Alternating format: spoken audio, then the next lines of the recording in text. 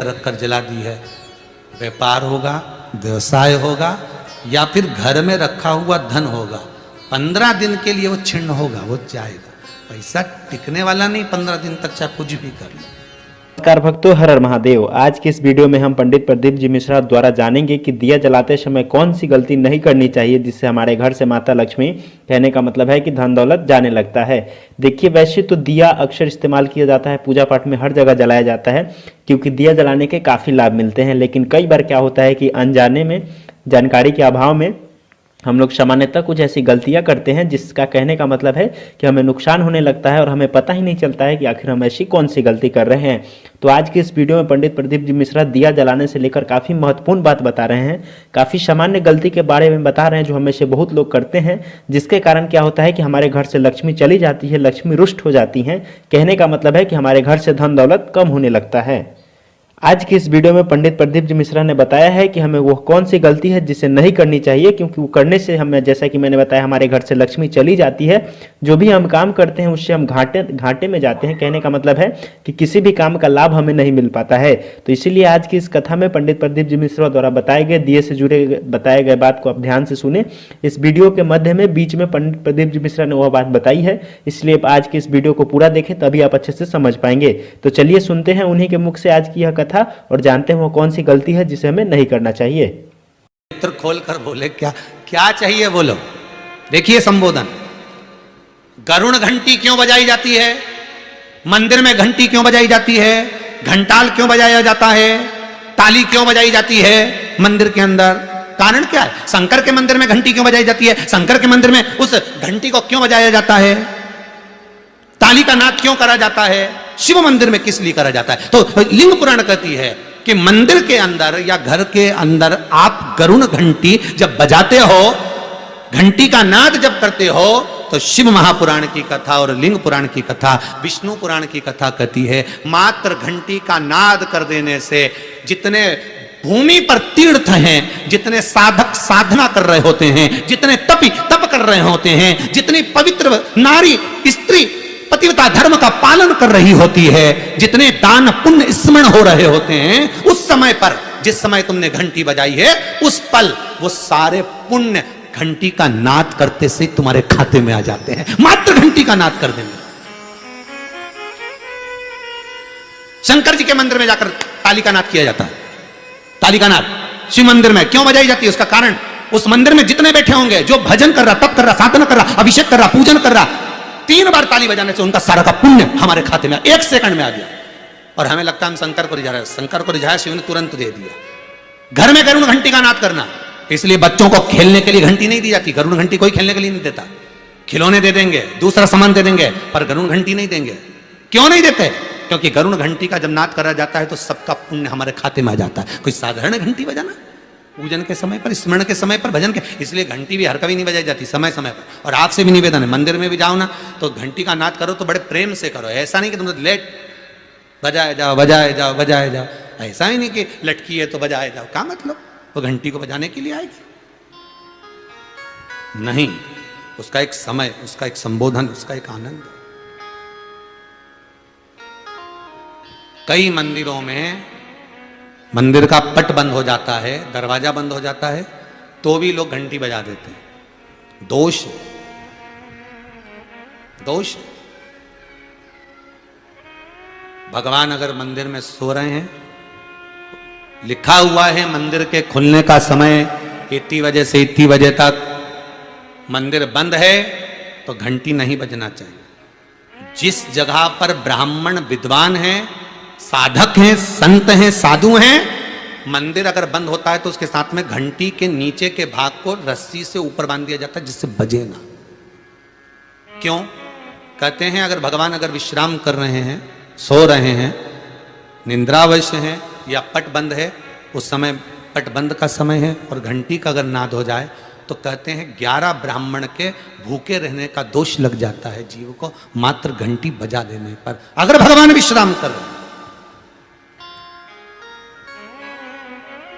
भगवान विश्राम अवस्था में है, पट बंद है, दरवाजा बंद है, और लिखा हुआ है समय, मंदिर खुलने का समय 11 बजे से इतनी बजे तक, मंदिर बंद होने का समय इतनी बजे से इतनी बजे तक, और उस बीच में तुमने तो देख लिया कि पट बंद है, तुम तो आ गए, तुमने तो मन में सोचा हम तो इंदौर से आए, हम तो भोपाल से आए, हम तो वहां से आए, हम तो वहां से आए, और भगवान का मंदिर बंद है तो क्या हुआ, हम तो घंटी तो बजाएंगे, तो बजा ले जा।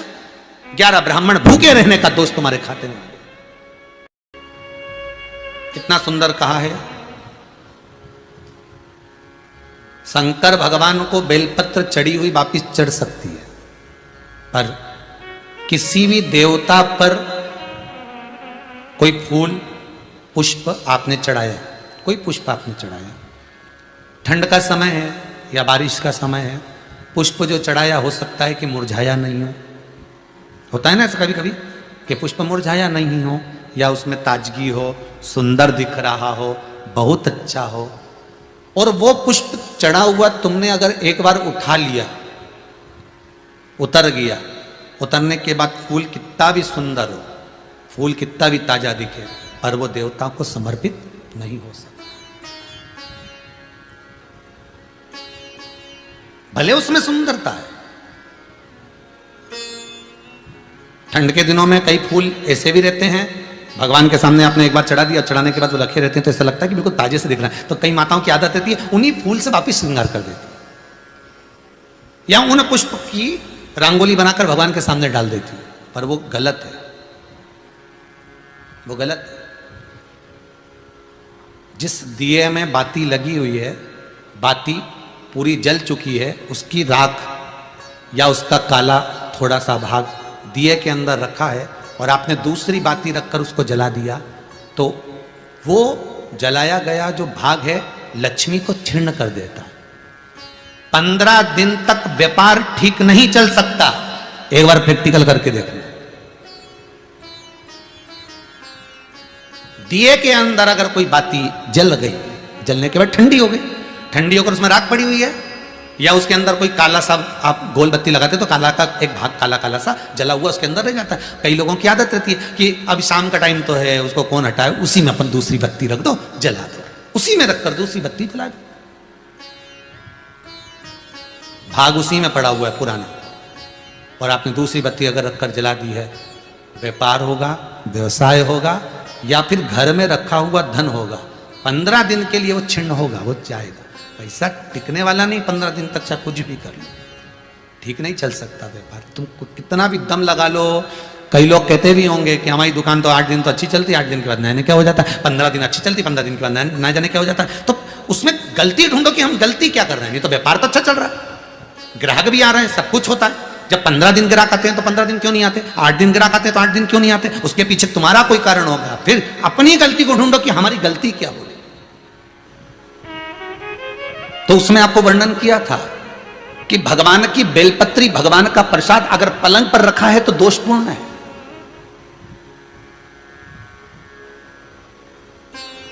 वो दोषपूर्ण है।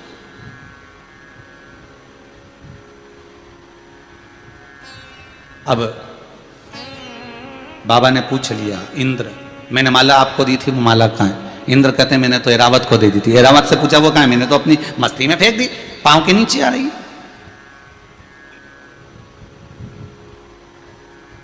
मैं तुझे श्राप देता हूं इंद्र, तो तेरी सत्ता के विमुख होगा। जितना तुझे तेरी सत्ता से प्रेम है इंद्र, तुझे अपना सिंहासन प्रिय है, मैं तुझे श्राप देता हूं कि तेरा वो सिंहासन तेरा छूट जाएगा। माला का अंतर देखिए, जिस माला को आप लेकर बड़े खुश होते हो, वो माला अगर सही जगह नहीं जाती, जिस भगवान की बेलपत्री को लेकर आप खुश होते हो वो बेलपत्री सही जगह नहीं जाती, जिस प्रसाद को लेकर आप खुश होते हो वो प्रसाद अगर सही जगह नहीं जाता तो उसका फल क्या भोगना पड़ता है वो देखिएगा।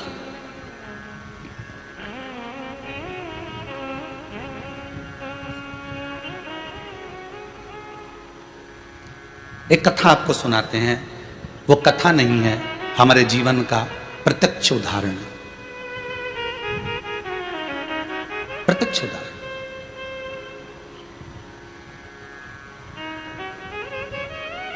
भवानी मंडी में भंवरलाल जी शर्मा रहते हैं, शायद वो कथा सुन रहे होंगे। वो कथा सुन रहे होंगे, मुझे विश्वास है। उनका नियम था हर महीने वो गोवर्धन नाथ जी की परिक्रमा करने जाते थे, और हमारा भी नियम था, हम गोवर्धन नाथ जी की परिक्रमा हर महीने करने जाते थे। कई बार ऐसा योग बन जाता था कि वो परिक्रमा पे हमारी कोई पहचान नहीं है, हमारी कोई जान नहीं है। ये भंवर लाल जी का नाम हमको तो बाद में मालूम पड़ा कि ये भवानी मंडी के रहने वाले, वो भी पूछा उनसे, वो भी रो रहे थे तब पूछा गया। ये हकीकत की कथा, ये कोई कथा किसी पुस्तक से नहीं है, ये प्रमाणित था। और उनका नियम था, गोवर्धन नाथ जी की परिक्रमा करते, लगाते, भगवान को शाम के समय पर वो बाबा को राजभोग धराते, गिरिराज दादा। खूब भगवान की सत्ता थी, खूब वैभव था, खूब पैसा था। जितनी बार आते वो आधा पीपा का, एक पीपा का, आधी बोरी का, एक बोरी का, वहाँ बोरी से राजभोग होता है गिरिराज जी में, तो वो भोग लगा देते, ठोर, मोहन थाल, लड्डू सब करते। अब धीरे धीरे बहुत उनका वैभव, बहुत पैसा था भंवर लाल जी के यहाँ, काम भी अच्छा था उनका, शायद पत्थर वत्थर का कोई काम था तो अच्छा। 6 महीना 8 महीना लगातार परिक्रमा उन्हें हर महीने करी, हम भी जाते रहे परिक्रमा, हमने भी घनी करी। तो धीरे धीरे व्यापार उनका थोड़ा कम हुआ, जो उनका पत्थर का काम था वो धीरे धीरे एक जगह का कहीं बंद हो गया, दूसरी जगह का भी बंद हो गया, तीसरी जगह का भी बंद हो गया, बड़े दुखी हो गए।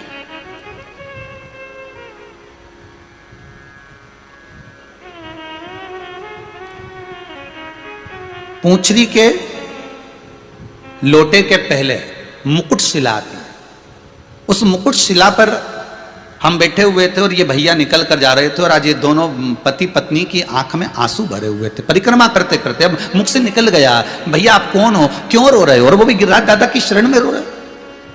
जब व्यक्ति भगवान की शरण में रहता है, भोलेनाथ की शरण में रहता है, ठाकुर की शरण में रहता है, मेरे कृष्ण की शरण में रहता है, मेरे गोवर्धन नाथ जी की शरण में रहता है, मेरे राम की शरण में रहता है, तो उसकी आंख में तो आंसू आना ही नहीं चाहिए, फिर आप क्यों रो रहे हो। अरे महाराज, धोती तो पहने ही थे हम, तो कहा अरे महाराज, बहुत पहले की बात है, लगभग हो गए होंगे 8-10 साल, आज याद आई है तो बता दें। अरे महाराज बड़े दुखी हैं, क्या हो गया। हर महीने आते हैं, बाबा बहुत सुनता था, खूब वैभव था, परंतु अब कुछ बचा नहीं है, अब तो भगवान को हम भोग भी नहीं लगा पा रहा, वो स्थिति। फिर भी हम लगाते तो हैं, थोड़ा बहुत जो बन जाता थे। हमने कहा कुछ नहीं, गिरिराज बाबा से विनती करो, ऐसी दशा क्यों लाकर छोड़ दी, दुख दिया है आपने तो सुख भी तो आप दोगे, आप विनती करो बाबा से कि ऐसा समय क्यों लाए हो, ये समय आखिर किस लिए आया। महाराज विनती तो हम हर बार आते हैं, हर बार करके जाते हैं, पहले परिवार समेत आते थे, अब तो दोनों